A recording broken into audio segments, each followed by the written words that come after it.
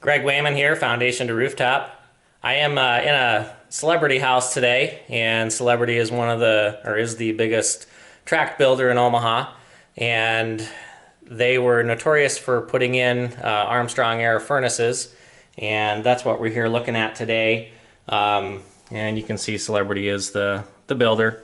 Um, this house was built back in 2005. And what I do with these, this is a 80% efficient furnace, natural gas.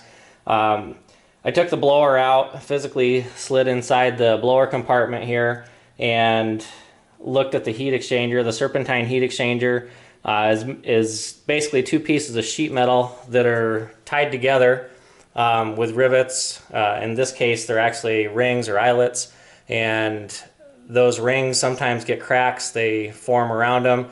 The rings, once the crack goes all the way around, does fall out. And once that happens, when the furnace turns on, the sheet metal wants to separate. If those rings aren't there to hold them together, then it's a nice free flow of carbon monoxide, flue gases leaking into the supply air and being blown throughout the house. So I wanted to show you here. I don't think you're going to be able to see it, so when I get back to the office, I will pull this up on the laptop, put it on a bigger screen, and you can see the crack. But using a mirror and a flashlight, when I climbed inside there, I found 4 cracks in this heat exchanger, all at those eyelets or rings. So this furnace is not safe to use. It will be condemned, and the heat exchanger, if it's still under warranty, can be changed out if the homeowner so chooses. Or they might be looking, if they don't want to choose that route, they can change the whole furnace out. So the rates of furnaces nowadays are going up. I would say on this size, you're probably somewhere around $3,000, give or take, and that depends on who you call. So anyway, this is the inspection for the buyer. It's good for them to know before they move in, so they're nice and safe. Right now the house is vacant, so not really posing any risk to anybody, but when they move in, it definitely would be there. So I'll follow up later with a little bit more video here in a little bit. This is the crack that I was showing you on the camera. I took it and put it up on the laptop and then enlarged it. You can see the ring right here is cracking around.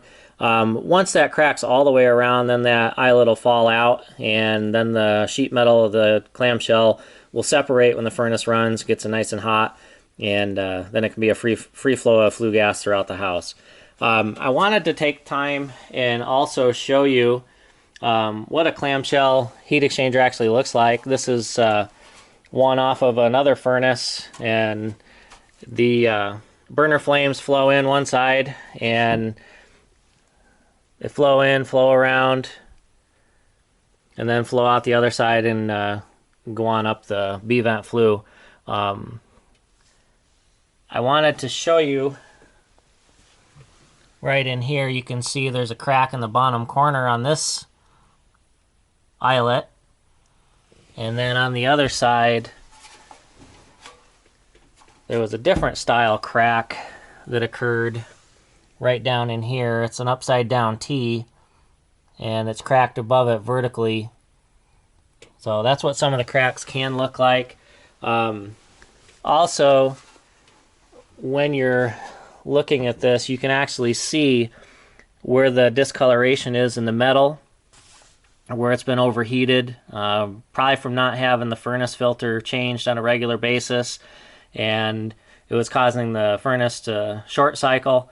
So turn on, turn off, turn on, turn off, and that does fatigue the metal, and that can lead to issues with the heat exchanger as well, getting a crack or developing a hole through it. So just wanted to show that to you. Little further than what most home inspectors take their home inspections. It's definitely past going way beyond the ASHI standards of practice, but it's something that I've been doing now for 18 years. So it's a good little Christmas present for the client to know, and then they can go forward with the deal. Have a good day.